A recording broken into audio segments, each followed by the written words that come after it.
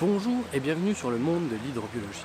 Aujourd'hui, on va continuer la vidéo que l'on avait fait sur la découverte de nos rivières de France. Si tu ne l'as pas vue, je t'invite à cliquer juste là.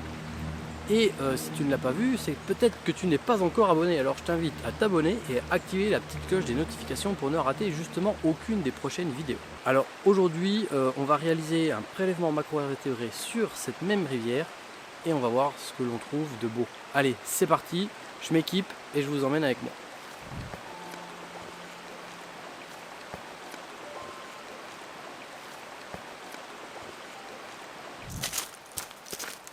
Donc là, je pars faire une prospection de la station pour voir les différents substrats que je peux trouver et estimer leur surface. Là, dans ce radier, j'ai vu qu'il y avait un peu de bryophyte. Un peu plus haut, j'ai vu un patch de litière et là, juste en dessous de moi, de magnifiques racines.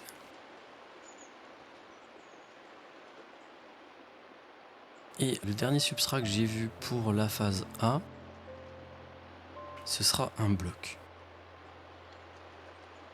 Donc tous les substrats que j'observe et les vitesses également où ils sont, je marque tout ça sur ma feuille. Et du coup, pour la phase B et la phase C, ça va être un mélange de pierre et de dalles. Donc voilà pour moi, j'ai fait ma reconnaissance et voilà le plan d'échantillonnage que j'ai obtenu.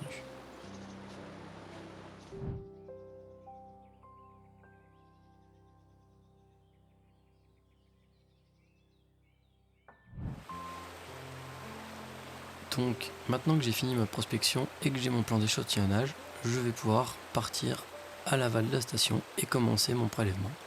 Et là je commence par une pierre.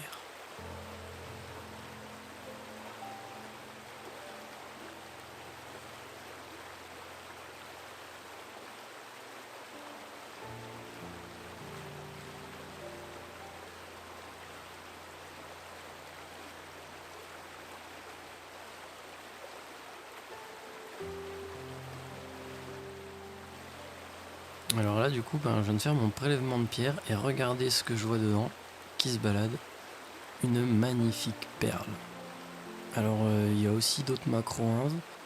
J'ai vu des heptagénidés, certainement des ecdunurus.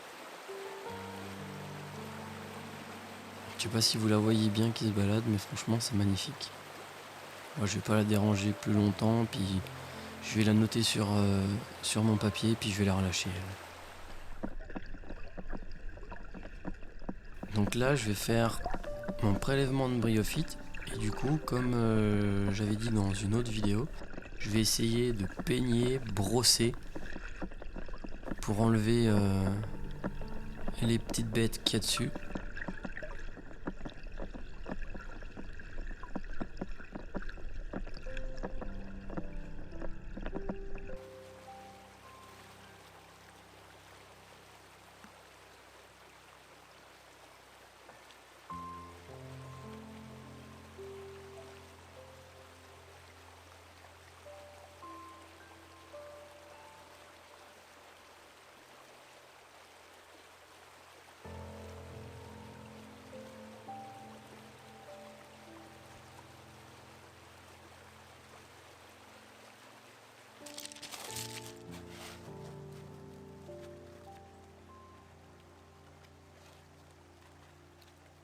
Donc après chaque prélèvement, ce que je fais, c'est que tout ce que j'ai prélevé dans mon serveur, je vais le mettre dans une bassine. J'ai mis un petit peu d'eau dedans pour pouvoir décoller toutes les bêtes qu'il y a dans le filet.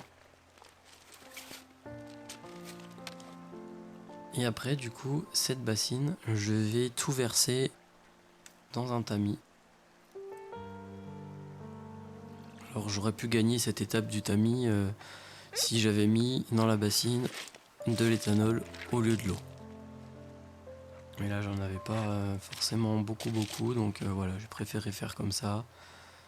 Ça rajoute une petite étape mais qui n'est pas forcément obligatoire. Et là du coup, tout ce que j'ai dans mon tamis, je mets ça dans mon pot. Et là bien sûr je rince non pas à l'eau mais à l'éthanol.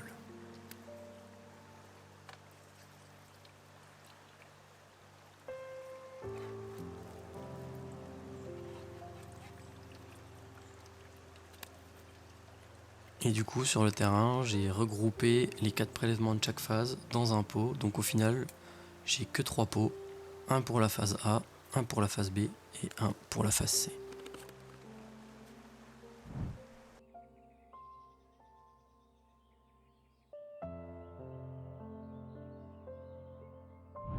Alors pour vous il ne s'est passé que quelques secondes, pour moi en réalité il s'est passé quasiment 2 ans. Ouais, mine de rien, ça fait un petit bout de temps que je n'avais rien fait ici sur cette chaîne. Donc du coup, il y a 2 ans, on avait rempli lors du prélèvement 3 bidons comme ça, un par phase. Alors, j'ai déjà fait quelque chose pour préparer cette vidéo que j'ai pas filmé, c'est que chaque phase, j'ai pris une colonne de tri avec 3 tamis de taille différents, un gros tamis de 5 mm, un tamis moyen d'1 mm et du coup le tamis de 500 microns. Par phase maintenant, j'ai 3 pots, un par fraction. On va commencer par la phase A, la grosse fraction, et là je vous emmène à l'évier. Alors voilà, j'ai mon tamis, hop, je vais prendre mon bidon. Normalement j'ai dû mettre, non j'ai rien mis, je crois que j'avais mis des petits papiers pour me souvenir, et du coup je vais tout verser, hop. Et voilà, premier lavage. Et maintenant, on va aller passer sous la lampe loupe pour voir ce qu'il y a là-dedans et tout noter. Et du coup, maintenant, j'ai plus qu'à chercher ce qu'il y a dedans. Donc, comme ici, hop, je vais me faire tomber, je sais pas si vous la verrez, une petite odonate, une Calopteryx. Hop, là, j'ai ce qu'on pourrait appeler une petite crevette, un gamard.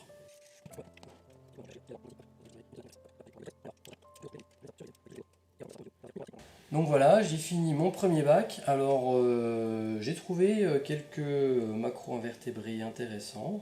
On verra ça plus tard justement, à la fin, une fois que j'aurai fini toutes mes phases. Et là du coup, je vais continuer. Je ne vais pas vous montrer tout le processus, sinon la vidéo risque d'être très très longue. Mais voilà, je vais vous mettre des petits bouts en accéléré et dès que j'ai des petites choses intéressantes.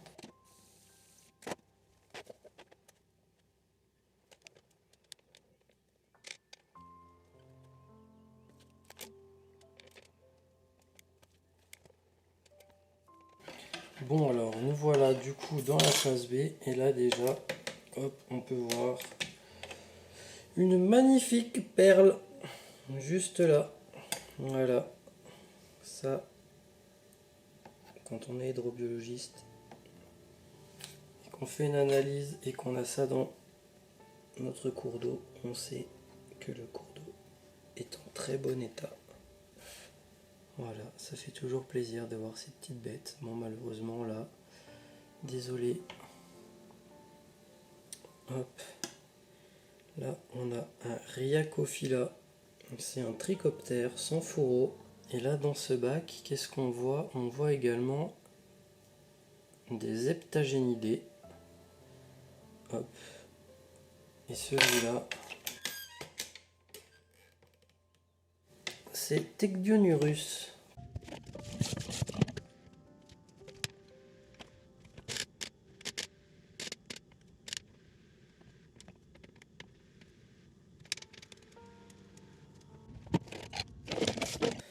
Donc là je passe, je vais finir donc ma dernière phase. Et là, qu'est-ce que je peux voir dans le bac?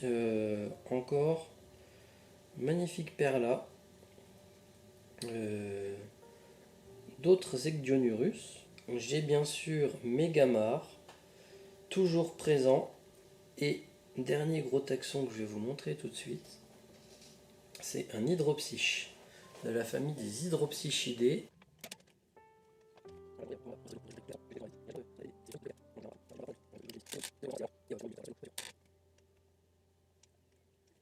Donc voilà, je viens de terminer le tri de cette station. Prochaine étape, ça va être le passage à la détermination des certains taxons que j'ai pas pu déterminer comme ça directement dans le bac. Il y en a déjà quand même pas mal que j'ai directement déterminé, que j'ai tout marqué sur ce petit calepin. Voilà, donc ça sera la prochaine vidéo. J'espère ne pas la faire, enfin tout du moins ne pas la publier dans 2 ans. Je vais essayer de la publier et de la tourner le plus rapidement possible. Et sur ce, eh ben écoutez, moi je vous dis à la prochaine. Ciao tout le monde!